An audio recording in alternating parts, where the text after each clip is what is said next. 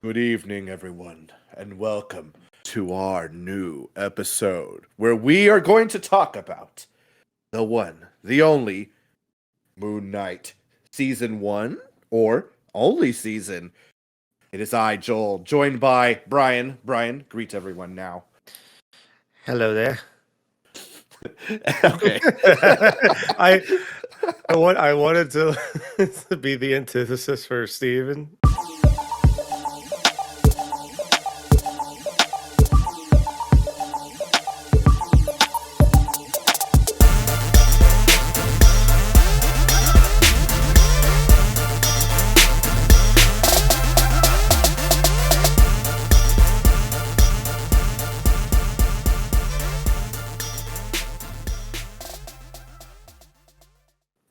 But I do not British well. Hello. Yeah, so you heard it. We're going to talk about Moon Knight and all its little tinkerings, or so we think. I want to flow with it, but you know what? Let's see where the road takes us. If it gets a little out of control, I think that would go just well with how the show is. Yeah, but just, major spoiler warnings ahead. Just so you know, we're going to dive deep, and if you haven't seen it yet, turn off this now. Go watch something else. Go watch why am I saying watch? Well, I guess we could watch it on YouTube, right? Go listen to the Lost Morbius episode. Anyway, okay. All right, we're getting into it. All right, Brian, I wanted to ask you before we started, Okay. what were your initial thoughts of this show before you saw it? What did you think the show was going to deliver? To be honest, I actually didn't really know what to expect. I'm not like before the show coming out, I wasn't that much in the know about Moon Knight, so it's like I understood the kind of basic premise of what Moon Knight was as a character, but as far as anything involving like his story or like his series, I didn't know what to expect. So I kind of went in blind for the most part, which I think for this show it's not bad. I think this show did a good job of, inviting you into this world of Mark/Steven and Moon Knight and kind of get you well acquainted with what the situation is. All right. I think that's pretty good. Do you think it met your expectations, blew them away, or were you just like happily satisfied? Oh, I thought it was great. I If you had to compare it, I wouldn't say it was like on the levels of like a Guardians kind of thing where like nobody knew who the Guardians were and like they came out being like, "Oh, this is fantastic." But I found myself after every episode wanting to see what happens next. And I think part of it is just the the story building of the show and also just like fucking Oscar Isaac is a phenomenal actor. Like Hell yeah. he was able to play against himself in two totally different styles and then at the same time playing two different characters with the same body. It's like he did a great job. And then everybody else in the cast was great too. But I understand why Disney will sign off like a 6 episode or something series.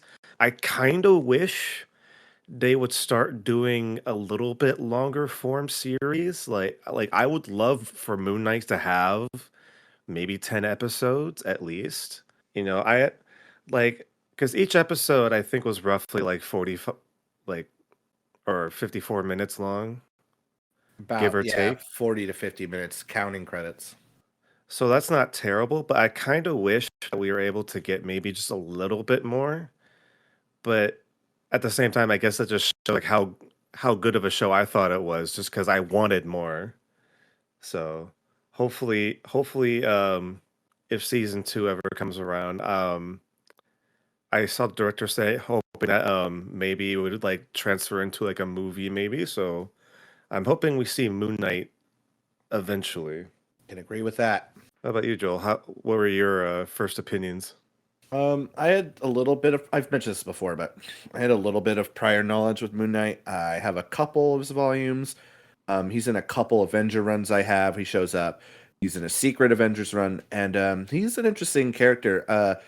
When people ask me about it just a little before the show, I'm like, just to make things kind of simple, I'd say he's kind of like Batman with extra steps. just kind of simplify because in a sense there are some similarities. And as far as what I was expecting for the show, I was like, I hope they throw some twists at us and really make sure that we don't know if what even he knows is real, which they did successfully, I believe. Like, oh shit, he doesn't even know we're real. We don't even know if this is real. We're all confused. And I was like loving it. I was like, this is fucking great. My family's like, I'm confused. I'm like, wait, hold on. I'll explain it to you because they always ask me that. Like, can you explain this? And I'm like, okay, here we go. But yeah, as far as what I was looking for, it was great. I was really drawn in with the first episode. And of course, Oscar Isaac, as you said, great supporting cast and some amazing. And what I really wanted them to do well was Khonshu, and that was Oh, dope. Chef's kiss from the moon, man. I mean, I can't. They did it perfectly, and he's not good either. I mean, he wants to do the right thing as far as we know, but he's still kind of a god, and gods are assholes. So I think they it's captured that real well. it's So kind of like a flawed sense of justice. exactly, that's exactly how I'd put it. But like you said, like I feel like they did the Egyptian god stuff really well, just because they gave us a taste of like what it is to be like an altar of an Egyptian god, or and like how there's this like communal going on where they kind of judge other Egyptian gods and like they seal them away. It's like, oh, I want to know more. It's like I want to know what's going on here. Like I know, like at the end of the the season, we kind of some altars kind of get wiped out, but like I want to know like what led them to this point. I'm hoping that maybe in the future we can kind of see more about this whole like god altar kind of symbiosis that's going on. Yeah, it was really cool, and to your point, it was interesting. Like, oh, how do we get here? Who are these other sealed gods? Why are they fighting? Like, I want to know the god drama too. I'm here for the humans fighting, but also, we get a fucking kaiju fight later, which is fucking amazing. By the way, I mean, it's us too. I mean, we thought it was great, but just I'm gonna backpedal a little. So, first episode was really intriguing in that they drop us in the world of Steven, this person who's like a museum curator, or so we thought, and he's like a gift shop cashier, sort of. He operates at a museum that with some Egyptian themes, and it's like, oh, cool. We just watching this guy do his mild mannered life, but there's like little extra steps along the way. They're kind of odd, like how he talks to people, interactions with his coworkers. He's tied to a bed, and we're like, what the fuck? Okay, what? This is strange. And for me, I was like, what's the twist? But you're watching, want to see what happens. And eventually, he goes to sleep and he wakes up in Austria, and there's like a cult meeting, right? Which they do this thing where he like goes in and out of another character named Mark, who we'll get to, but they both like kind of take over the steering wheel of the body, and they end up in places and accomplish things, which is like a good fast forward, and it also jumps us to like a new, like, I want to say like plot point and problem, which is in some ways like, oh, you're cutting out what happened, but also it's like, oh shit, we're here, we got to run with this. And I thought that was an interesting take on how to show like Steven's not in control here, or so he thinks he has things down, but he doesn't, which I thought was really cool to show how they did that. Yeah, for sure. Like even just to go back to the beginning of the episode, we have this like very dark room, and you see this guy like breaking glass, and soon you figure out it's Ethan Hawke's character, Harrow, and he's just like breaking glass, and he like puts it in his shoes, and he puts them on and starts walking away. It's like, what the fuck's going on here?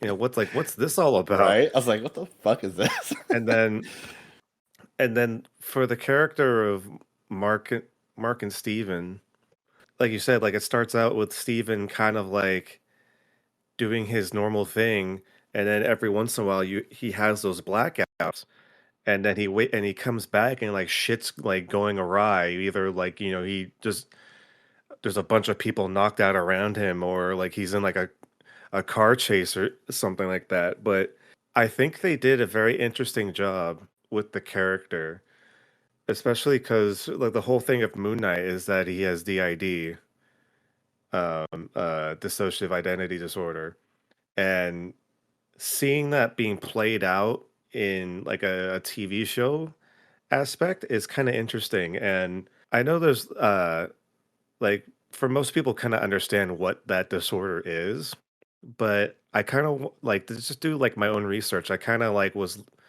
trying to look into people who had DID and see if they had like comments about the show. And for the few people that I've seen said that they thought that Disney did an actual pretty decent job of actually showing like what kind of like DID is kind of like.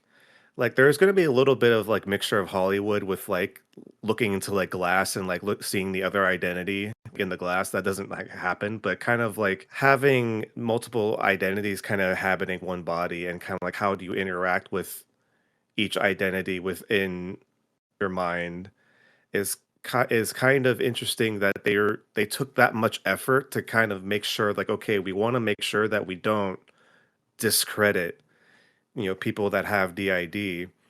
And I thought they did it really well. I know we're only talking about the first episode so far, but like we see throughout the entire season how at least how closer that like Steven and Mark get. Where at first it was just like blackouts, so you kind of miss what's happening, but then like you slowly get to like have them discover each other, and then have them work together, and then at the end of the series like they're just like simultaneously working together, like like instantly like changing back and forth, and it's like, oh, that's fucking sick. Yeah, it's a nice harmony. And to your point, I just remember Kevin Feige saying we took a lot of care to how to explore this. And I think they did a really good job too. And I'm glad you did the research that they actually asked people with DID. That's awesome that they felt represented and seen as well. Just to backtrack a little though, with the I know someone would bring it up, but the car chase, I will say, was a little rough CGI wise. I don't know what's up with Disney and CGI cars. I mean, they cut the budget there, I guess. I know why, because I'm going to talk about it in like 3 seconds. Because the end of the episode, we see Steven, he's going to fight like an evil, invisible spirit jackal. And he's like, I can't do this. And he looks in the mirror, like you're saying, and there's Mark, the other person. Is like, let me take over, let me do this. And he's like, no, I can't. And then when he does let him take over, he dons a costume of Moonknight. And that fucking transition for me was like seamless. I was like, oh, this is sick. He like dons it, he feels the moment, and then he kicks the shit out of that jackal thing. And that's the end of the episode. And I was like, all right, I know where this is going. I am satisfied. That was like a quick, gloss of the fucking episode. But I just feel like it's a little strange that they're not cleaning it up as much. I don't know. I don't know how their budget goes. It just feels a little strange. Like even with Shang-Chi, like the first time I saw it, I was like, this is great. But like there was one bus scene that was a little rough, but then they fix it. I know because I watched it again on Disney Plus. And I'm just like, oh, I mean, I could suspend my belief, right? It's like, okay, I know it's not a real car going down the a Swiss highway, them getting caught, or sorry, Austrian highway, right? But it's just like, oh, Disney, what are you doing? Yeah, I think they're just still kind of in that weird period where it's like, yes, it's been 2 years, but they're still kind of like roughing out like the gaps that they had to do with the whole like lockdown and the COVID thing. So Mhm. I'm still like, even though it's like 2022, I'm still kind of giving that little benefit of a doubt, just because Moon Knight had to been filmed at least, at the end of 2020, maybe like early 2021. So I can see there's still a little bit rough patches in it. Yep. So that was episode one. Episode two, there was that big ass fight in the museum, and then Steven gets in trouble for it because he's fighting, Haro's creatures, trying to summon like his Egyptian deity to purify the world. Or he's just basically a zealot who's trying to appease a god to get him on his side. It's almost like a Thanos level, like I need to do this for death. It's that kind of energy. I wouldn't say like Thanos level devastation, but like, hey, I need to please someone so they can bring about justice. At least so he thinks. Yeah, he gets in trouble, gets fired from his job, and then it leads us to we start seeing the parts of his other life from Mark spill into Steven's life. Oh, it's like, hey, I need to go find this scarab that's gonna lead me to another area. But it's like, oh, you were here yesterday. It's like, was I here yesterday? And it's like, yeah, you were, because there's two people in the body, and when he blacked out, he didn't know that he brought himself there already, which I think was really interesting, because that they already have done it, but like they start really like questioning the reality of what's going on, and that's with Moon Knight. I think they hit the nail on the head with that stuff. And then again, like the whole reflection thing, like you were saying, it happens more and more. Steve and Mark are trying to fight each other for control of his body, Right. and then they do the little reveal, like they've done a little of like who is able to give Mark the power. They tease Khonshu and him talking, and what he looks like, and that reveal was, I was like, I don't know how. I mean, we saw a little snippet of it in the trailer, but I was really excited to see what they did with it. And when they showed Khonshu fully, it was great. Oh That's what I man, wanted to see, Khonshu just looks so fucking dope.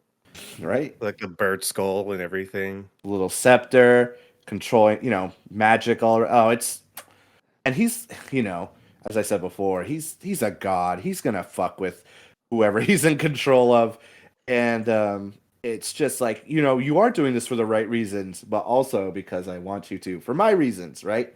So it's kind of, it's definitely a double-edged sword for sure, and we see more and more as we go on. Yeah, and it's just very interesting to see how now we're starting to get into like actual like God stuff. Because like who'd have thought like a few like even like a few years ago like who would have assumed that like Marvel would have gone into like other deities besides like Thor, even though like Hmm. in a way Thor is like, yeah, they're gods, but they also kind of like, did the whole explanation is like, oh, what science to you is magic to us, Yep. and that kind of thing. But like, no, we're fully getting into the mythos of like ancient Egyptian gods, and it's fantastic. Hell yeah. And with that, it just opens the door for more. I'm not going to say anymore, but in the Thor Love and Thunder trailer, they tease even more gods. And I'm like, all right, we're just going full steam ahead with the mythological stuff. And as long as it's done right, let's keep going, I'm down for it. As long as it's believable and fun. Can we get a shout out to probably, I think, one of my favorite characters in this show that gets introduced in this episode? Actually, no. She was introduced in the. No, I think she appeared in this episode, right? Yeah. Yeah. So we get to meet Layla, Hell who yeah. turns out to be Mark's wife. So that adds a whole new wrench into things. But like, goddamn, she becomes like one of the cool. Like to me, she becomes like one of the fucking coolest characters in the show. Yep. She throws down, man. And it's crazy because, like you said, it throws the whole, like, Steven didn't know he had this life. And then Mark's like, yo, I'm married. Here's my wife. And she's like, where the fuck have you been, essentially? What have you been up to? And she thinks he's playing, but she's never seen this side of where, like, there's a split personality. She knows about Khonshu a little bit. We'll find out later and what Khonshu means for Mark, but not, we haven't really seen Steven. And there's a theory about that I'll bring in later. But yeah, it's like, hey, and then just finds out, it's funny that Mark is starting to get jealous of Steven's interactions, as we see. And like Steven is, he's a big nerd and talking about these things with Layla. And it's an interesting dynamic already from the get go, like from everything they set up. It's also really good chemistry between Miss Kalamaui and Mr. Isaac. So it's dope stuff. It's believable, it's fun, and I think me and my wife were talking. This, like, these episodes were kind of like, they almost, maybe because it's the Egyptian backdrop, like in the back of my head, but it felt like the watching the Mummy essentially a little too. The action Dude, adventure, a couple working together to conquer an evil together. I mean, there's some parallels there, but I thought the same exact thing. yeah. And you know why? Like, Because it's fun and done well. I think that's what it is too. you know, and those movies are mhm. just fun and done well. I mean, there's probably, there are some problematic things about them, but nostalgic glasses on. It's fun. It's a good watch, and I think that's what those movies did as well. And it just feels the same in Oh some yeah. ways. But yeah, And, we get to the plot point like, yo, I need this scarab to find Amit's tomb, who Harrow is trying to summon. And, we need to stop him because he's bad, right?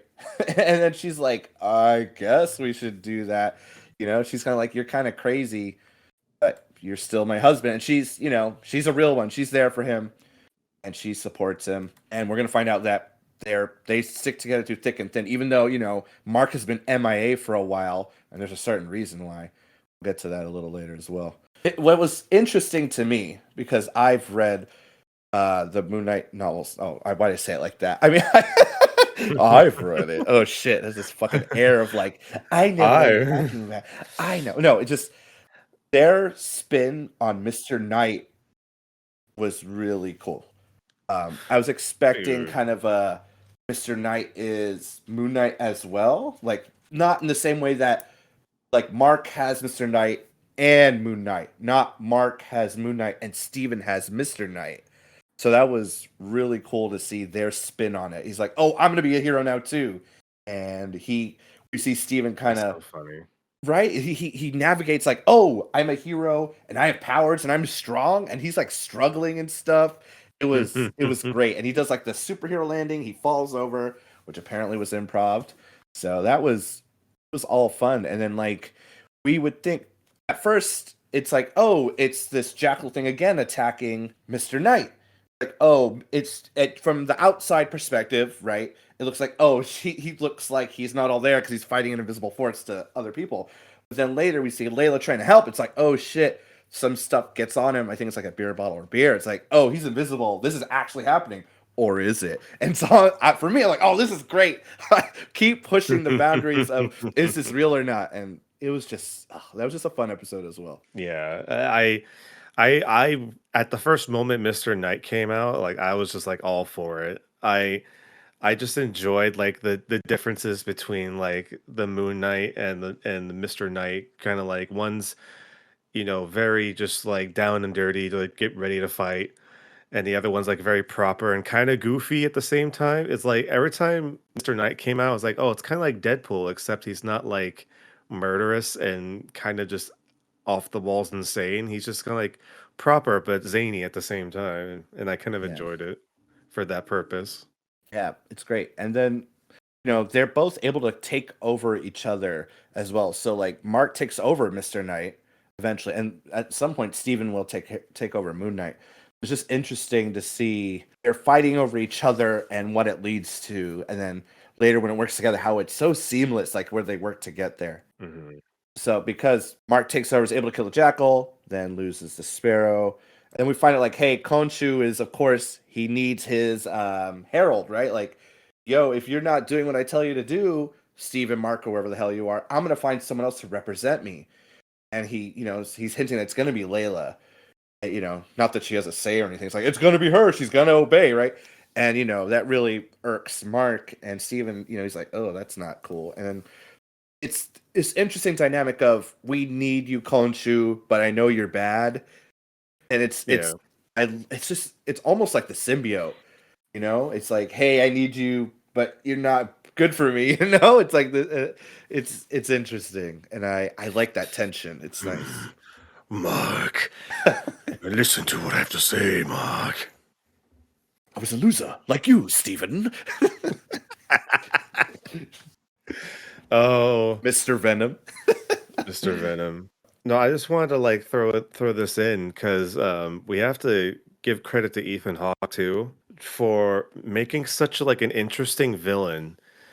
Because there's like certain points when you're like listening to him, it's like, okay, well, it's obvious that you have an idea of, a sense of justice in like the world that you live in. And like you kind of see him, he has a community that he is a leader of, where, soon you'll find out it's more like a cult, not a community. And then he obviously has some kind of he has some kind of god power still.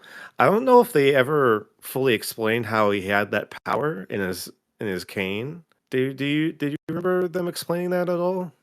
I think we were just already there, and he had magic. Yeah, it was interesting because like it's like he siphoned some of the power of Ahmet before getting to the tomb. So I guess it's kind of like, you know, the power of the believer, I guess, in a sense. But like his cane is able to like do the scale balancing and like decide whether a soul is damned or not. Yep. And it's like, okay, it's like that's interesting. It plays into the morality of the show where it's like, okay, it's like what will you do for justice? And like what is your version of justice? Right. It kind of touches upon a little bit like they kind of mentioned it before in other Marvel things, especially like Winter Soldier, like you punishing people before the crime. It's like, no, you should do it after, right? And it's about, no, we're going to stop evil before it happens. Like, how, even Steven later on is like, hey, they haven't even done anything yet. Why can you punish them? And I think he actually says that in this episode. He's like, what? And it's like, oh, you're challenging the cult. You're bad news. It's like, It's literally just Civil War II. yep. For those that haven't read, check it out.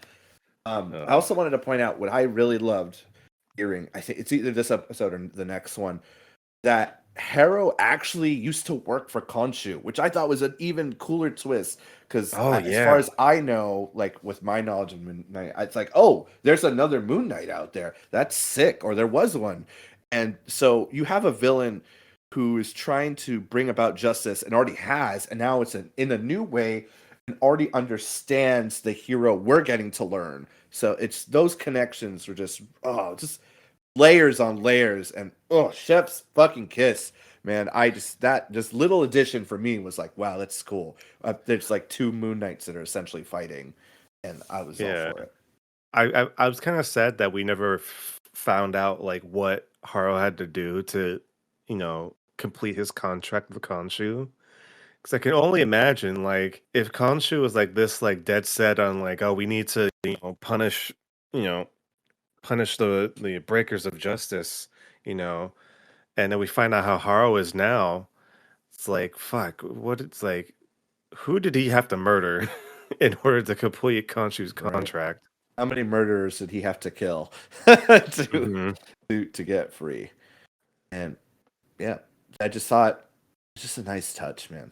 I just Oh really yeah. enjoyed that. Fast forward to episode 3, Haro is already like on his way to finding the tomb, which was like, oh shit, they're not gonna like go on some chase or anything. I mean, they kind of did. It was like, oh, he's already there.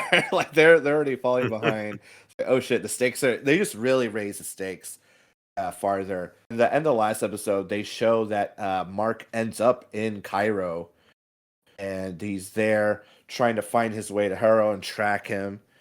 And what's really cool, because we talked about this a little, is he's like, how can I catch up with him and get there fast? And Khonshu's like, we can, talk to some people, and I'm a god, I can move things. And he literally does. He like moves apart a wall and like essentially uses like a portal and can talk to the gods and convene about what's going on. Like, hey, he's like, you could tell the gods that Haro's doing something bad, and then it happens. It's like Haro just shows up. It's like, hey, I'm not. You can't prove it. It's like, oh man, like he's already a step ahead again. Man, for just a guy just to trick a whole bunch of gods, and it's like, well, Khonshu thinks that you are, doing some very bad things and trying to, bring back Ame. And it's like, no, no, I'm not. It's like, all right, I don't see any faults here. It's like, come Right? on, He's come on, playing you're a bunch of Egyptian everyone. gods. I know, You're a bunch of right? Egyptian gods. You should fucking have some idea that this guy is kind of fucked up. No, they're not all knowing for sure.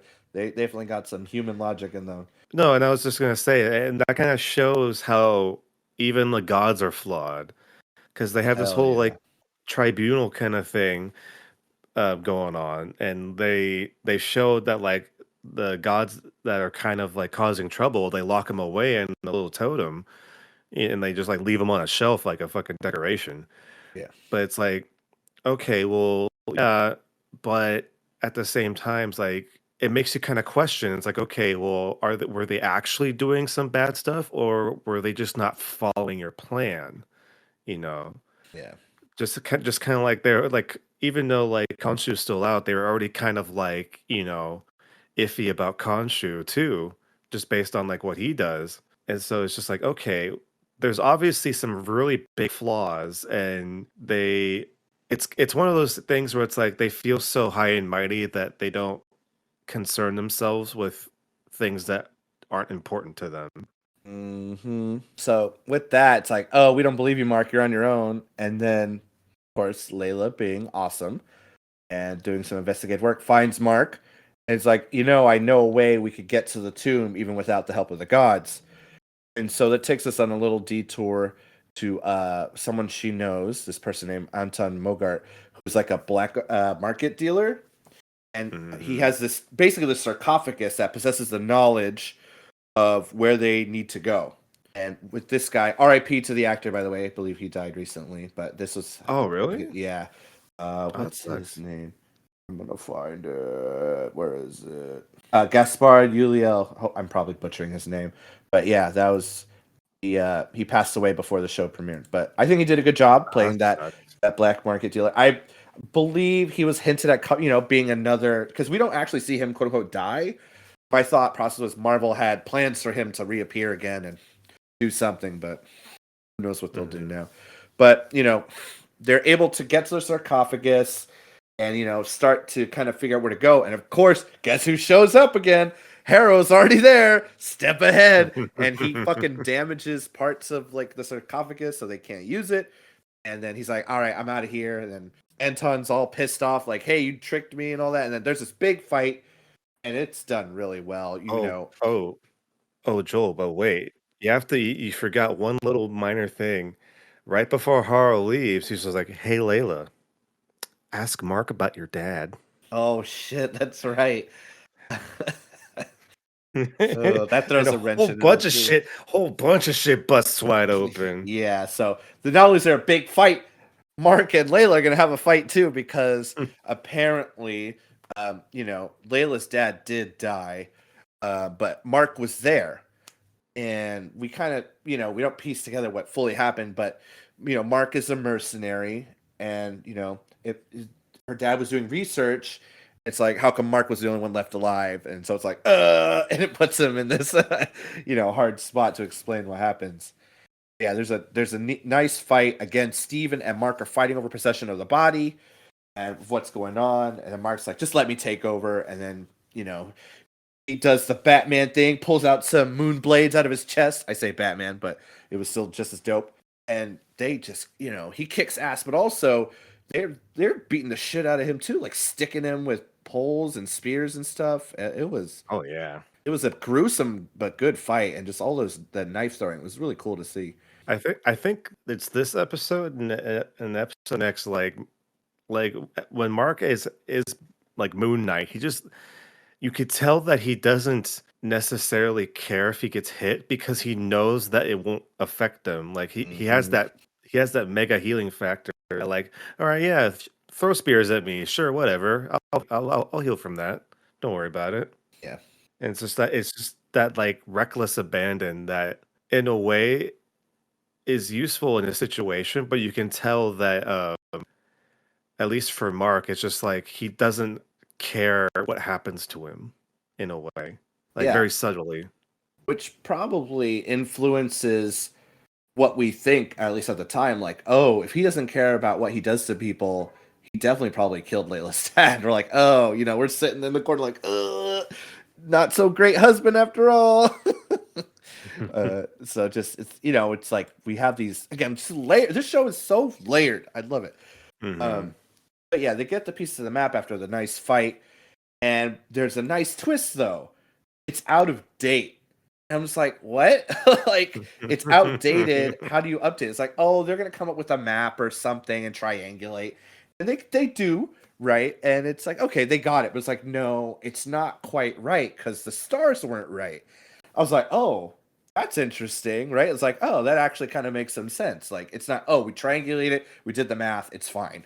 It's like, oh no, things were different 2,000 years ago. And then they do some sick shit.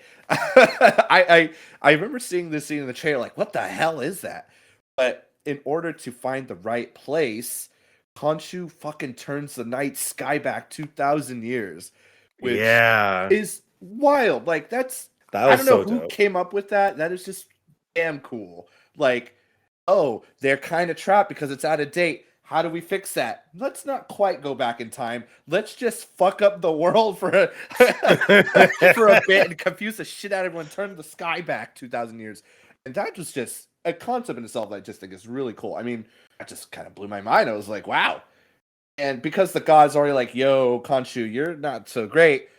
Khonshu does this knowing like the gods are probably gonna mess him up or imprison him or do whatever, Hmm. and so he does this to help Layla, Mark, and Steven stop Haro and from summoning Amit. But when he does that, we immediately see him like fall apart because the other avatars of the gods, they do like a little Yeah. ritual to seal Khonshu, and we just see right away like Mark is like already kind of weak and tired and stuff right after he turns to night sky. But yeah, that visual, like I know I was talking shit about that car ride for episode 1. The visuals went to this shit. That's why I was like, okay, I can't complain anymore. Here we go. That was 10 out of 10. That scene alone was. Ooh, I mean, I'm pretty biased, but No, I god mean, damn. it's not every day you get to see someone just like turn the night sky back 2,000 Yeah, years. yeah. You know what I was thinking too? They imprisoned Khonshu in an Ushtabi, and I was like, Disney's gonna sell a fucking little Ushtabi of fucking Khonshu, and I'm gonna fucking buy one. I was like, No, I'm gonna get one, did you man. see did you see because like Pop is already like always on it, Yeah, and yeah. they always show every time an episode releases, they always show like a new one. They a few episodes ago they released like the regular Conchu one, and then when that happened, they released one that was him, but it was all gray. It was all like grayed and like made of stone, like the totems. Like, okay, you fuckers, I see Oh what. fuck! Why'd you tell me? I'm literally about to look this up. As soon as we're done, I'm gonna put it in my cart and I'm gonna fucking I'm gonna write that shit down. But yeah, that was like so high stakes, everything going on, and just it was like like that was itself like an adventure movie episode, and like the quality was just so good. So I think a lot of people have like problems with like the ending, but I think it's because the middle is so strong. Not that the ending isn't, but it's just like it kind of we get so much. And Wait, the ending of the episode or the series? sorry, series, I should say, the series. People were Really? I've had some conflicting I've heard some conflicting opinions about the ending, and people are saying like the middle's the strongest, and I can see that.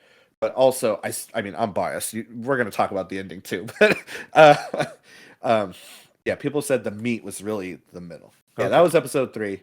Episode 4, I feel like again, it just leans into this like action adventure style movie, and and that's basically what it is, right? And they just really lean Yeah. into it, which of course Disney is great at, and it's believable, it's fun, and we just keep going with it. And they like arrive at the tomb, they find out it's like a maze in the shape of Eye of Horus, and little twist. I mean, this is what really sealed it. It's like, oh, this is the mummy. Like, some of the men that Haro brought were killed by Egyptian fucking undead priests. I was like, all right, this is Hmm. literally a sequel to the mummy now.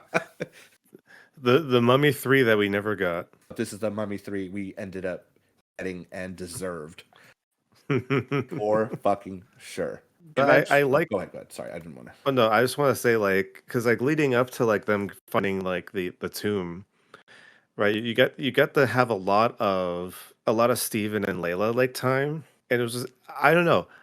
I'm a sucker for like little like cute things like that where it's like Steven's like showing off like how much he loves like Egyptian like history and shit like that, and then she's like, oh okay, I see that, all right. And so it's like you have Mark and it's like Steven, don't. It's like don't like don't get too close. And then all of a sudden you see Steven and Layla fucking like getting buddy buddy, Uh-huh. over like ancient Egyptian artifacts and stuff like that. And it's like that's kind of funny. Yeah. Is Layla cheating on Mark with Steven? I mean, Yes. No. no and yes. Maybe. I don't Yeah. know. I don't know. It's I mean, when you find out your husband probably killed your father, Yeah. or your husband had something to do with your father's death, you know, things are weird. Yep. And that's what Haro tells her too. Layla and Steven or Mark are separated. And Haro comes, he's like, "Hey, by the way, Mark was a mercenary who killed your dad. See ya." It's like, "Oh shit." Like, really? And she, she What do questions you do with it. this information? Right? It's like, this is like we just dropped a fucking bomb on me. What the hell? And it just, it's interesting. Like, he has again, Haro is like he has all the it's almost like he's the hero almost. The way they write him, he's like he has all the answers. He's a step ahead. He's got it. And in some ways, he's really right too. I mean, the way he's doing it is certainly wrong, and punishing people for the crime is certainly bad. But it's just interesting. Like he's not 100% bad though. He's certainly what's the word I'm looking for? Okay, he has some like ideas of what it is to be good. I guess I should say he is bad, but he's like. By the way, I should let you know that It's Mark killed your dad. it's it's the MCU villain archetype that I think they do very well, where it's a very well developed villain that in some circumstances you look at him and it's like, it's not wrong. They're not totally, batshit insane. And then the instances of them, being a villain and like doing bad things, like, okay, well, that's not right. It's like they do it like when Marvel does it right, they do it right. hmm And Haro is, I think, definitely one of the good villains that the MCU's made. Definitely. I totally agree. And even from like you said, his intro scene with the glass in the shoe, it's already like, oh, we have an intriguing character already on our hands. And Ethan Hawke, just again, the ensemble's fucking great. Like, oh, just I can't everybody's amazing. I mean, sorry, I guess they're the leads, not really the ensemble. But you know what I mean. They're great. Yeah. They find the tomb of what's supposed to lead to Amit's shop tea, right? And apparently it's the last person who's the avatar for Amit was Alexander the Great. Nice little history nugget for people. I thought that was interesting. It's like, oh, by the way, this is the last person who served this evil person. And I was like, oh, that's benefits, I guess. Hmm. Yeah, Layla confronts him. Say, hey, I just found out you killed my dad. And then we get the backstory of what, kind of the after effects of what happened. There was like a fight, and Mark is super, deathbed, riddled with Shut bullets. up. Yeah, he's not going to make it. He looks like he's Nathan Drake as well. And or Rick O'Connell. He's got that, the shirt with the pockets, the scarf. He probably has khakis on too. Probably has a gun. But it's like, he's on his deathbed, shot up, ready to go. And as he's about to phase out, he's before the statue of Khonshu. And he's like, hey, if you promise to be my fist of justice, you can live again and heal and pretty much be invulnerable. But you just got to fight for me. And he's like, yep, I'll do it. And then we see from, again, the transition. He dons the suit and he gets to get out okay.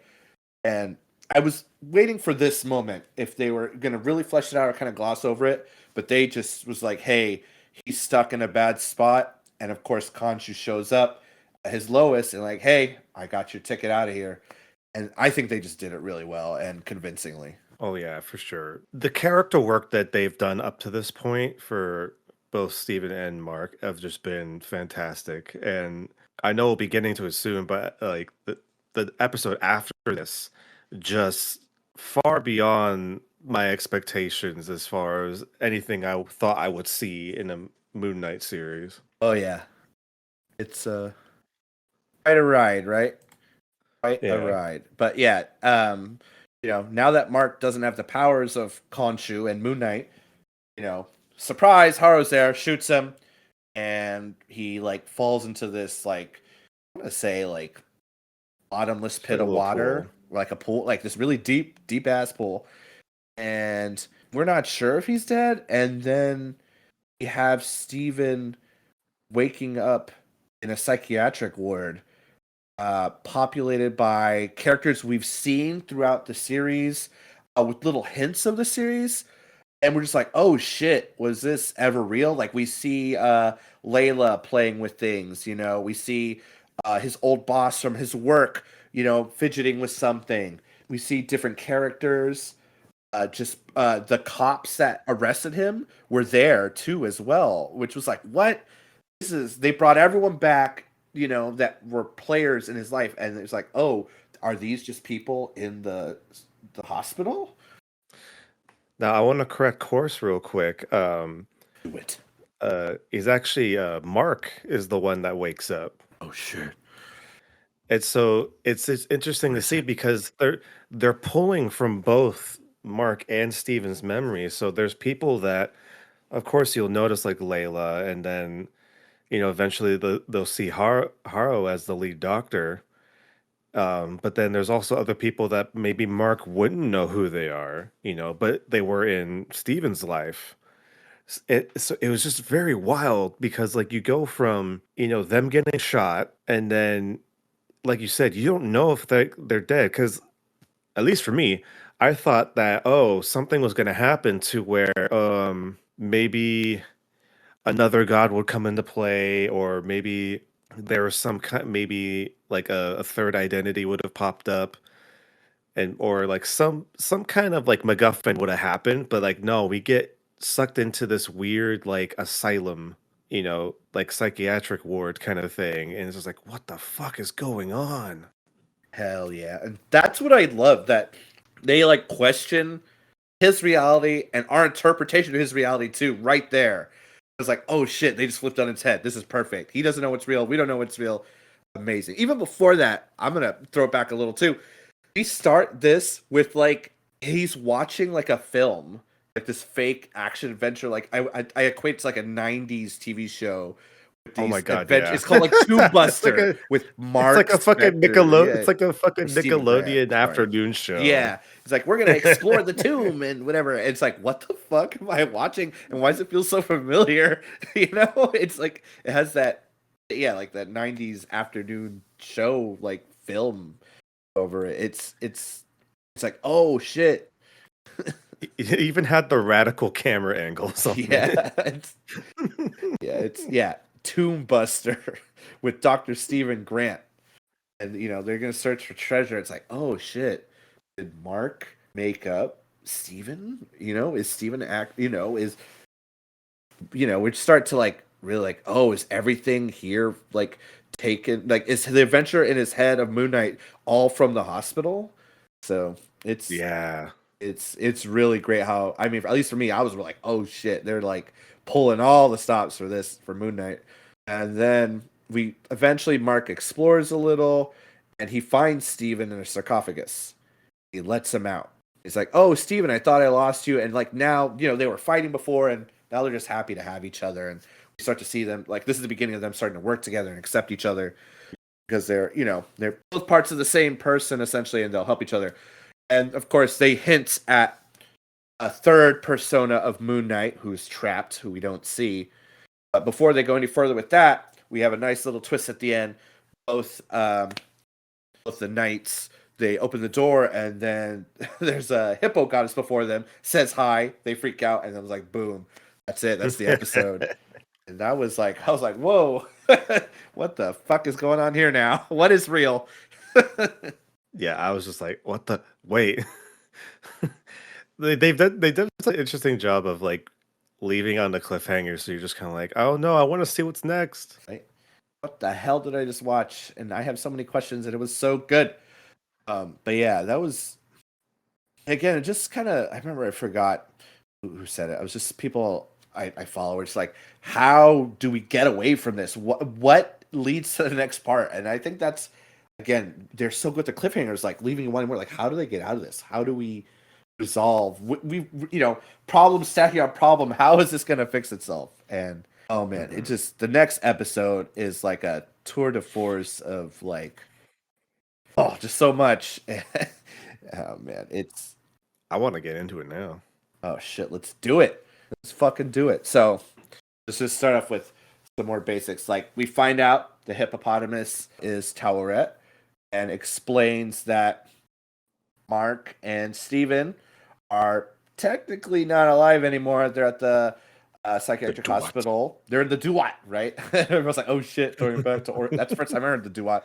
It was Assassin's Creed Origins, so that was nice to hear that again. But basically, they're sailing through to the afterlife. They're like in between, essentially. And because they're, Steven and Mark are kind of not 100%, say, Their hearts are imbalanced. yeah, they're imbalanced, right? They're two halves. And so they, with the Egyptian lore, they put is like, they need to weigh your heart to see if it's worthy of, going into the afterlife or not, or somewhere worse. And she's like, you guys need to find balance so you can, go on to the afterlife if you need to. And then the afterlife, of course, the place where they want to be is the field of reeds, which, by the way, oh, wait, hold on. Before I get ahead of myself, she's going to weigh their hearts on the scales of justice, right? And they're imbalanced because there's a lot of unrest between Steven and Mark. And we find out why. It's because there's really big trauma that they drop Mm-hmm. from Mark and his beginnings, which is just going to lead to more. So we find out, Mark had a brother, and of course, they were playing, having fun, and they went in a cave, and then Mark's brother dies, and that just like that already messes him up, right? Mm-hmm. And like I can only imagine, and it's like, oh shit, no wonder like he's got some shit going on since he was young. This is tragic. And they're working together, kind of figure out what happens, and then to put more on it, of course, it divides the family a little. But Mark's mom blames Mark for the death of his brother, and so that leads to abuse and It was negligence, and it's just awful stuff. But to escape that awful life that he had to endure for a bit, it shows Mark creates Steven to escape. Like Steven is happy and cheery, not jaded, not a killer, because he created him to protect his own mind. Like, oh, that's how Steven was made. It's Steven is the escape to the pain and trauma he's about to endure. And it's just like, wow. Like that, fuck. they do that in the comics too. He has some unresolved trauma, but it's like they really brought it like full force to the show and really heavy, but still well done and believable. Yeah, I wasn't expecting like how heavy this episode is gonna be. And I mean, with a character like this, you kind of have to go through it at some point, and I this is like the perfect time to do it. But I also just love how they went through it because they didn't go through the whole thing in one like straight line. They kept kind of bouncing back and forth between certain periods of like their life. And so like at one point you do see the death of Mark's brother through the eyes of Steven, because they're able to go through these doors and kind of like be in the memory and just kind of like watch it as it happens. And so you're seeing like Steven trying to like, find his way through the end, but Mark's trying to like stop him at the same time because he doesn't want to deal with it. So you're kind of bouncing through these memories, and it's like you're slowly like piecing things together up until that one point where you find out Steven was a creation of Mark through trauma, dealing with his mom and just like the whole ordeal of, losing his brother in that way. And it's just like, fuck, it's so heavy, but it's like, it's so necessary at the same time. And through that, you get to kind of see this new kind of, for lack of a better word, you get to see kind of like this synchronizing of Mark and Steven. Like they have a newfound respect for each other, and it's like they finally become like the unstoppable duo. Ugh, Yeah. ugh. Yeah, they work together to like resolve each other's trauma, and they even address like, when Mark chose Steven, like when he was on a mission with Bushman, who, in turn murders Layla's father, they start accepting each other and starting to move forward. They may not be great people or done great things, but at least they can resolve each other and hopefully move forward. Which I thought we see them to synchronize. They work together. It starts to line up. So eventually, when they sync up, they're unstoppable. They even convince Tauret to help them return to the living so they can stop Haro, who's going to kill a bunch of people who don't deserve to die. And she's like, "All right, I'll help steer you towards the gates of Osiris. That'll lead you back, right? You convinced me. You still have work to do. It's like it's nice having a god on your side, I guess, or another one." And so, they're sailing through the sands and Duat. Eventually, because they still got a lot going on, right? And it's not 100%. Their scales fail to balance for judgment, and then these spirits essentially come out and attack them. And they're the people that Mark has killed too. They aren't just like random spirits. It's people Oh he's yeah. interacted with before. They're in also the psychiatric ward too. You can see them. It's a nice connection. So it's like it's like again. I mean, they are spirit like haunting spirits. To remind of what he's done, which I thought was a very nice touch. Of course, with that fight, Mark is they kind of Steven relies on Mark to kind of do all the fighting, but he starts to get overpowered. Then Steven jumps in to help. It's like, I can do this too. I could do this all day. And then eventually Steven is thrown off and he's taken to the sands, and we see him like get lost, essentially lost No. forever, which I was excited to talk about because someone showed me this video of like already in episode 1 there's a little girl telling Steven, did it hurt when you were rejected from the field of reeds, right? It's like, oh shit, that actually happened. He didn't go right away. That's fucked up. Oh wow. Yeah, right, that's a nice I little totally tie-in. I totally didn't connect Yeah, that. right. It's like, oh, it's just a little kid being a little kid, being an asshole to Steve. Like, no, they literally predict what happens or tell you what's gonna, like, it's extreme foreshadowing what's gonna happen to Steven later, which is like, wow, that's fucking ballsy and great. But Steven goes to the Duat, turns to sand, and then scales balance, and we find Mark in the field of reeds, and that's the end of the episode. Oh So fuck. it's really heavy. Like we go from his trauma filled life and why Steven is created and the reasons why he's there, and then they go through it together, and then they still have more fighting to do. World still needs to be saved, and then just right when Mark and Steven resolve things, we lose Steven, and Mark essentially goes to heaven, or the field of reeds. It's like, oh fuck, and then boom, fuck you. It's just such an interesting way to end it because you go through all of their trauma and it's like such a heavy episode, and then it ends at the field of reeds where it's just a peaceful silence. Ugh, it's it's just so well written. Holy Deafening fuck. silence, I'd almost say. It's like, whoa. And then like they just like, hey, fuck you. Episode's over. Tune in for the finale next week, bitches. Hmm. What I like, what also someone said is they pointed out like the reason why Layla never met Steven before is because he always felt happy and safe and never had to bring out Steven with Layla. So I was Oh. like, oh, that's a nice observation. I don't know if that was planned, but that makes sense. That's really nice. And all this has happened, and I was like, how the fuck are they going to resolve this? And that brings us to the final episode, appropriately titled, by the way, Gods and Monsters. So Not to be confused with the DC. anyway, we find Haro releases Amit, right? We're like, oh shit, he did the thing because he no one has stopped him. The other gods and avatars didn't believe him, and she essentially just goes. She starts killing. She's taking him out. She's gonna do what she was, essentially born to do. And while she's working on killing them, Layla's there. She's gonna try to help free Khonshu to save Mark to become Moonknight, and do this. But she finds Khonshu's Ushtabi and releases him, and it goes back and forth. But Khonshu's like, yo, you can be my avatar. You can help stop this now. But she knows. She's smarter than that. She's like, I know what you're about. I am not going to work for you.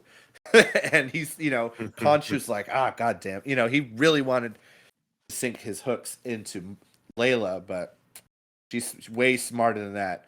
Way smarter than Mark. But Hmm.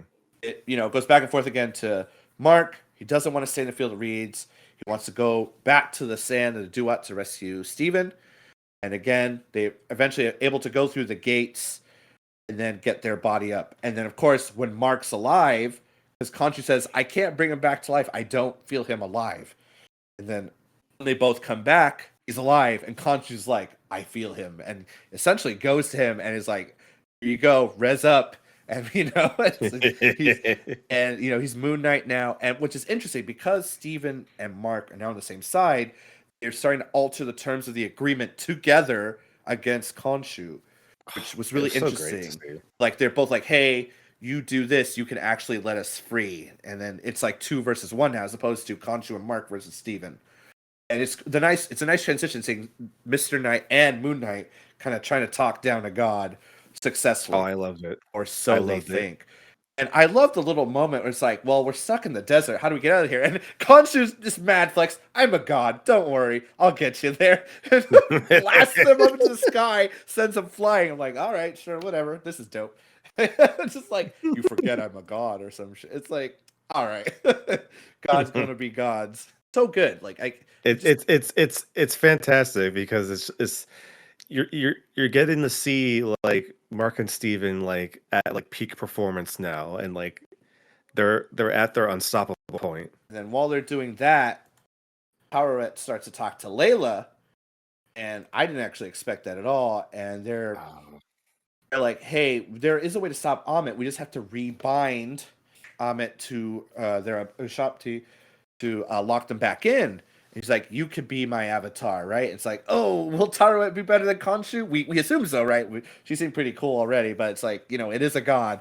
And she's like, "You know what? Okay." Eventually, she does side with Tarouette to help, help Steven and Mark, and save the world together. But I just gotta say, um, it is a hell of a reveal, which I did not expect. fuck, Her dude. being the Oh, Herald of Tarouette, it's just dope, man. It's like we didn't expect it. She like comes out, strong. She has wings she can fly with. Can like, I think she so throws metal blades too. It's a great reveal, and I believe, if I'm not mistaken, this is an original character too. This is a new character. technically yes. So she becomes a Scarlet Scarab, which is a pre-existing character from like the old days of Marvel. But back then, Scarlet's Scarab, he was kind of one of those characters where it's just like you kind of can't do that nowadays, kind of characters. So this The update, Mandarin. yeah. So like this update, like oh my god, I immediately was just like, yep, Layla's the coolest, one of the coolest characters of the show. It's fucking badass. And Hell like you yeah. and like you said, like she got the wings, the swords that she has, and and I looked up an interview that they had with Make. I feel so bad. I don't like. I want to pronounce her last name right. It's like calamari, but it's calamaui. I saw an Okay, interview. Calamaui. okay, so May Kalamawe. Apparently, that scene where she's talking to Tara, um, apparently that was a last minute kind of thing as far as like her talking with like her and her body kind of deal. And so it was interesting she was talking about it's like yeah, she had to figure out like a way like they had the person that does the voice Yeah. of Tauret off stage a little bit so she can kind of act a way she think that she would act in her body while she's talking. And she was she was talking about how she would start like kind of like throwing herself against the wall, but it's a set wall, so it's not really structurally sound. So they kept telling her, it's like, hey, you don't have to do it that hard.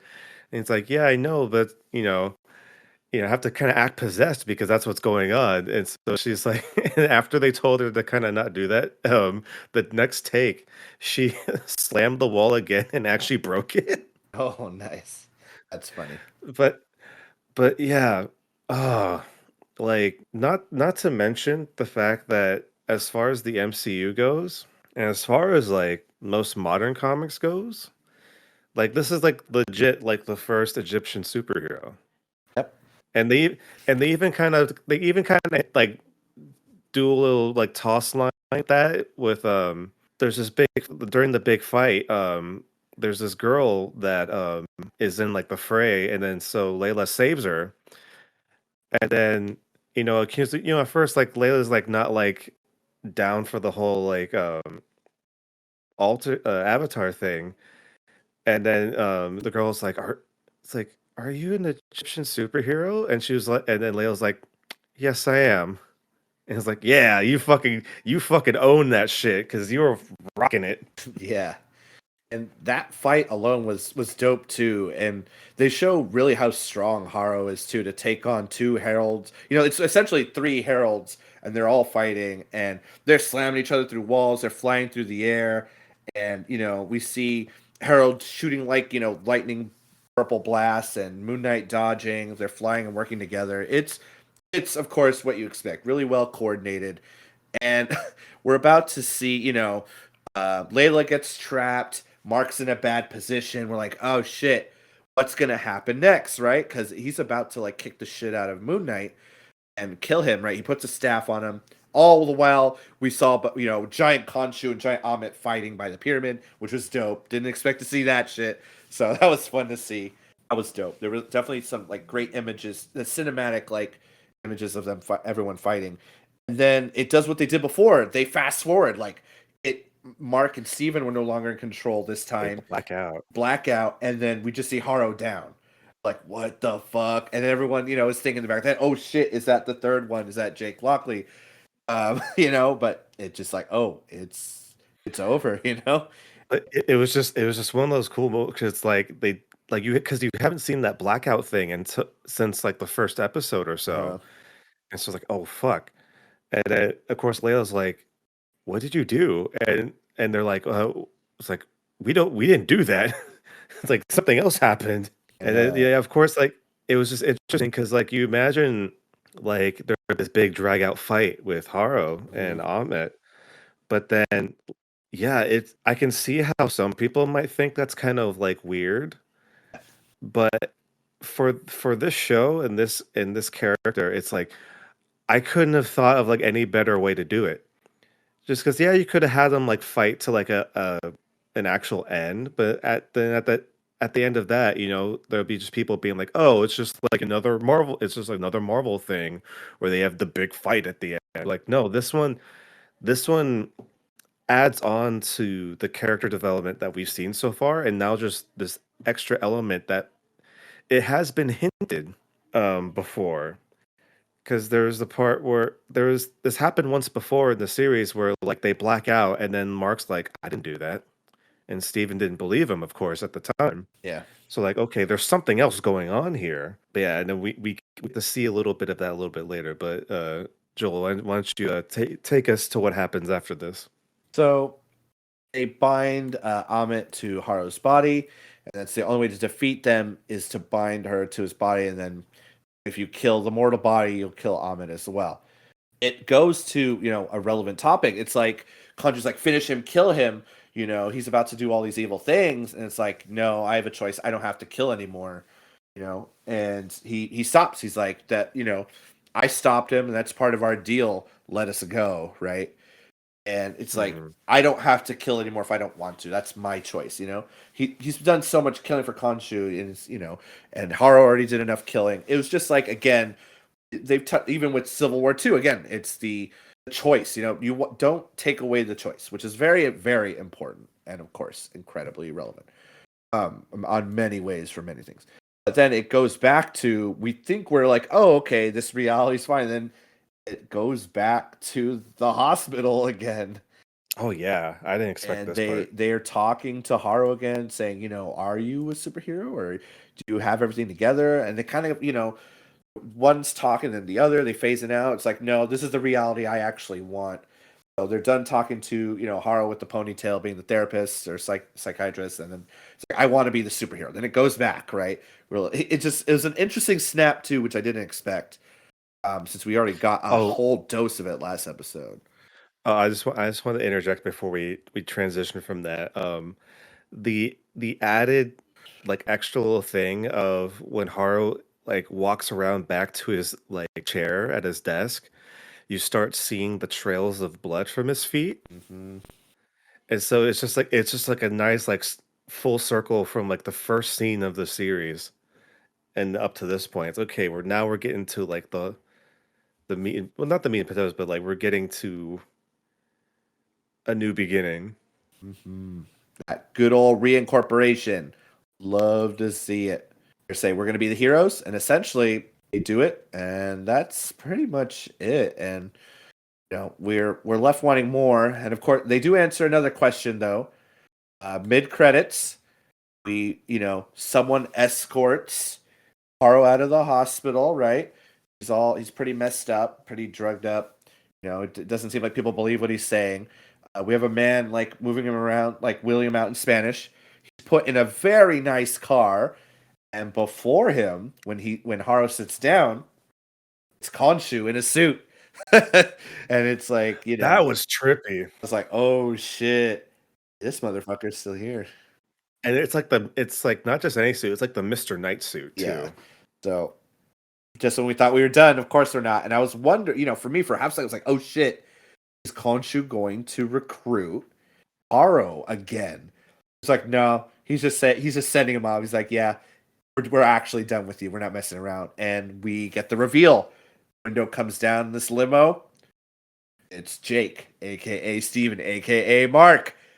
Kills him right there on the spot. Window goes up, car drives off. License plate says Spectre for Mark Spectre. And they're back in London or something, I think. And it's a nice little. Everyone was asking for Jake. We fucking got him.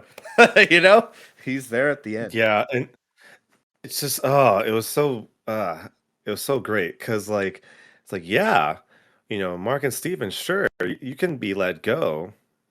I didn't say anything about Jake though. Yeah, and so I'm just wondering how that's going to play. And they're going to do 3 of them because they had Oscar Isaac and his brother.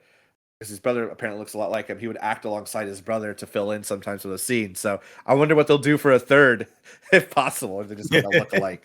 Is there a third brother that they can call in? But yeah, that pretty much ends it. And I was like, wow, I really hope they do more because it was like not to say that the other shows weren't good. They're all good. This one just left me wanting more. Like I was hesitant before about the TV shows, not gonna lie. I was like, is the budget gonna be there just like the movies? And they've clearly answered yes. That it's even better because the story has more time to be fleshed out, and they're just even better than some of the movies. It's really good stuff. It was a great ride. As far as I'm concerned with Moon Knight, they was spectacular, and I hope they can explore more. And it's little Easter eggs too. We're getting. I just want to see. I want to see Moon Knight in a movie now, even if it's a cameo or someone else in his universe. So that. Oh yeah, chef's kiss for this show. Yeah. At first I wasn't sure, but like now I'm definite. Like this is probably my favorite Disney Plus Marvel show. Hell yeah, hands down. Hell yeah. I do have a little bit of fun little tidbits about the development of Moon Knight. Oh hell yeah. Apparently, the idea of making a live action Moon Knight went all the way back to 2006. What? If anybody remembers, there was a Blade television series which You own. I own and I don't recommend. It got canceled after 1 season for a reason. But apparently, Marvel was thinking of bringing in Moon Knight for season 2 of that Blade TV show, which didn't happen. And then fast forward a little while, they wanted to try to make a Moon Knight series that again didn't pan out. And then they even had were discussing maybe James Gunn make a Moon Knight movie at one point in like 2017. And so I think once the Disney Plus kind of like came out and showed that it was something that is possible, they're like, fuck it, let's make Moon Knight a Disney Plus show. And then voila, we get this fucking beautiful ass show. Better get a season 2 at least, if not a movie. Hell yeah. I really hope so. I really But hope it's so. just but yeah, it's just interesting that even as far back as 2006, they were trying to bring Moon Knight to live action. Yeah. And then all the way fast forward to 2022, and we finally get it. And I think it's probably the best bet because I feel like if we got Moon Knight back then, I don't think it would have been as good as it is today. It would have been like over the top, really leaning into the is he crazy or is he not? And then not appropriate, wouldn't have aged well. It just would have been Mhm. not good. And I'm sure with I just looked at the little snippet too. Like it just they would have leaned hard into like Egyptian stereotypes and shit. And I think it's for the best that they handled it the way they did now, and that's totally fine because it's dope as fuck. Oh yeah, for sure. Hell yeah, Tomb Buster forever.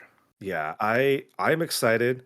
When I saw that, Marvel was kind of going to dip their toes into like the Marvel Knights like series of Marvel characters, I was super excited. And of course, you know me, like I'm waiting for that Blade movie to come out. Oh I hell can't yeah. wait. And then I believe I told you in the last podcast I saw Eternals, and then of course they had Kit Harington's version of Black Knight. Not the actual character, but like the setting up of the Black Knight character So what? in it. And now we have Moon Knight. So it's just like, okay, we're just slowly building this little section of the Marvel universe right now, and Mhm. I'm all in, Are we dude. gonna get the I Midnight can't Suns, wait. the dark ones? Punisher, Ghost Rider, Black Knight, Moon Knight. I'm gonna Hey man, Marvel if they Dark. can figure out a way, if they can figure out a way to do it, I'm all down for it. Yeah, I mean, I think it makes a lot of sense for Moon Knight to show up in with Black Knight or Blade, even if it's for a second, or if it's like Blade's like I had to run in with a mummy, and it just shows him fucking fighting Moon Knight for like a second. Mhm. I would just love it because Moon Well, Knight, I mean, just think. he goes Mhm. around. He's not exactly on everyone's side either because he's a little problematic No, sometimes too. but I mean, just like putting the pieces together, Eternals, they were in London, Hmm. and in that post-credit scene, you had Black Knight, and then you heard the voice of Blade in the background. And then what do we have here? We have Mark and Steven living also in London. So it's like, they're not that far away, you Mm-mm. know. They're very close together. So I'm just waiting to see when they decide to pull that string, and then let's open the floodgates. Man, with multiverse, anything's possible. Speaking of multiverse, Yeah. in our universe, as soon as Moon Knight, I think debuted, they already put Moon Knight in the Marvel section of Disneyland. I saw a little video today. One Yeah. section there's Moon Knight, and then another section of like the where the Quinjet. There's another Moon Knight. They're like talking to each other, which I think is kind of hilarious in itself. But they even I gave him the glowing blue eyes. Like, oh, that's dope. I just want to see that. I just want to see Moon Knight. I will give Disney credit when they first unveiled the Avengers campus at Disney's California Adventure. They said that they do plan, like whenever like a show or movie comes out, they plan on updating the characters and updating the area so that everybody can have their favorite character in the area. And you know till this day they've done just that, and it just amazed me how fast they were able to get like Moon Knight and Mr. Knight in the area, as well as all the other characters that have come out. Oh yeah. But I want to meet Mr. Knight. Sure, Right. fuck it, why not? Right. Mr. I think it'd be fun. Made it this far.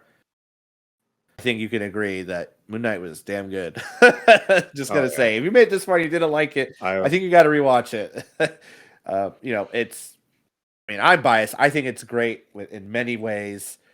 Um, mhm. I think they could have pushed some things farther, but for as far as what we Yeah. need, just right. I It mean, I fuck. They could have done 10 episodes. I probably would have loved it anyway. And Yeah. they dove into his DID, him being a superhero, and his trauma, and they did it well. And they pull at your Yeah. heartstrings, and it's heavy, but it ties in. It's mythical and real. It's well done, Yeah. Disney, and everything they've done before led up to this. And they can build from it even more now. So Yeah. And I feel it in my bones. I know there's gonna be some people out there that are like, oh, Moon Knight wasn't that great or something. But it's like I understand. Like it's like I really like obviously really like it. Doesn't mean it's a perfect show. There are things that could maybe be touched up a little bit, but overall, as a full package, like Moon Knight is great. Mhm. And Uh, hopefully, we'll get more great content as well. And Miss Marvel's coming soon. Of course, different universe. oh yeah, Kenobi at the end of the month. So that's so gonna be soon. wild too. But yeah, as far as Moon Knight goes, I was like, I'm gonna love this. If people don't, because I love the character already, and this I think will just open the doors for what Marvel can do as well. So I'm excited to see this. If this is what they're doing, this is a step in the right direction as far as content goes. I was not gonna Oh lie, yeah, I was a little worried. It's like more same Marvel formula. They still switched it up. They're still keeping it fresh. hell yeah, dude. Hell yeah. Any last Uh, thoughts on the Tomb Buster before we depart? just I just really hope that we get to see more from these characters, hopefully soon, and maybe throw in a few other friends, along the way. It would be kind of I was nice, expecting him mostly. to actually do that, like think he was talking to some certain people. But I think they're gonna do that with another show called Secret Invasion, and they're gonna throw some friends in. That's what I think they're gonna do now, since they didn't do it with Moon Knight. Oh, that's very possible. But yeah, I'm Like fully at the expecting at this that. point, at this point, I'm just like I'm here for the ride. I don't know what they're gonna do Mhm. and like how they're gonna put pieces together. So I'm as long as they still make them as good as they do, I'm here for the ride. It'll be kind of funny in Secret Invasion. For those who don't know, Secret Invasion is about uh if they change it or not, a sect of scrolls that become superheroes and they're like sleeper agents, but at some point they don't even know that they're scrolls. They forget. It would be funny if Moon Knight was there. It's like, are you a scroll? I don't even know what I am. It's just like he doesn't even know. It's like I have a god in my head and three other people. I don't know. You sure he's not a scroll? I'm sure I'm not. Just I would love to see some kind of throw to that. But anyway, I'm just glad they finally made Moon Knight. They teased him even way back in Winter Soldier when they said a man in Cairo. I was like, are you fucking serious? Like, oh man, and Oh yeah, wow. there's like when they say they're watching people, they say a man in Cairo, a boy in Oklahoma, Stephen Strange. They finally brought it forward. I was like, I've been waiting, man. I've been waiting, and I think it was Jesus, worth the wait, that's such a long fucking throwaway, dude. right? But we didn't. I was like, if they ever get to it, it's a nice little Easter egg. But now it connects, Damn. right? It's like those damn dice in Star Wars. Didn't expect them to come back. Here we are, fucking Kylo Ren holding those dice. All right, Yeah. people want to reach out and find us. Where could they find us if they want to talk to us about Moon Knight, the best Marvel show of 2022? Well, Joel, if people want to, ask us about Moon Knight or anything else, or tell us how bad our takes are, they could send us an email at unitedwenerdcast@gmail.com. Again, that is unitedwenerdcast@gmail.com. Also, you could send us a tweet or a message on Twitter at united_we_nerd as well. And let's not forget, if you're listening to this on YouTube, Woo! please leave a comment down below telling us how you thought about Moon Knight, and you could tell how bad our takes are as well. But of course, you could do that also by pleasing the YouTube lords by liking and subscribing if you haven't already. Dave Khonshu, hit like and subscribe. You want free us from the pain of the gods. Like and subscribe. That's the deal we made. Yes. So Joel, I know that we've seen it, but should we give a taste on the next review? Brian, where could they find you first? Oh, oh, you're keeping a secret. I see. I see what you're doing. I'll do a little throwaway at the end. How about that? How about that? Okay. Well, of course, you can find me on Twitter and Instagram at Brian Saber, and that's a Saber with the RE. Um, I'm also on Twitch as well, same Brian Saber, doing the fun wrestle bets. Can come hang out. We can watch some funny WWE 2K22 wrestling, and we can have channel bets on the Twitch. It's a lot of fun. Come and join the fun with us. It'll be cool. Hell And of yeah. course, Joel, where could people find you? Find me on Spotify and SoundCloud under Mad Mech Monster Mine. Also, twitch.tv/Acoustic Avenger. I don't know why I said it like that. Also, I'm on Twitter, Acoustic Avenger. The one is replacing the I. Also, you can just, respond to United We Nerd Twitter. That works too. Totally fine with that. I interact with it all the time. You'll probably find us there. All right. As you were saying, yes, we did see Multiverse of Madness on Friday, the weekend it came out. And I think there's a lot we're going to have to say about it. Good, Oh yeah. not so good. I won't say bad. Not so good. Some parts were a little, I think, could be made better. But a fun ride, I think so. I think I need to watch it again. It's still sitting with me. Like there's some things I think I need to review. I think this is going to be our most interesting review conversation yet. Yeah. I can already predict. Yeah. And Marcelo's very busy. I wanted to be there, but he did give us the blessing. He's stuck in the mirror dimension, he says. So, well, I can't wait to hear what he says when we get to him if he's there. But if not, we're definitely gonna go into this. We might bring a friend or two. There were some big, great moments. There's also some weird moments, and also a really hot theater. But anyway, thanks for listening to our review of Moon Knight. Anything you want to say before we go about that movie, though, Brian?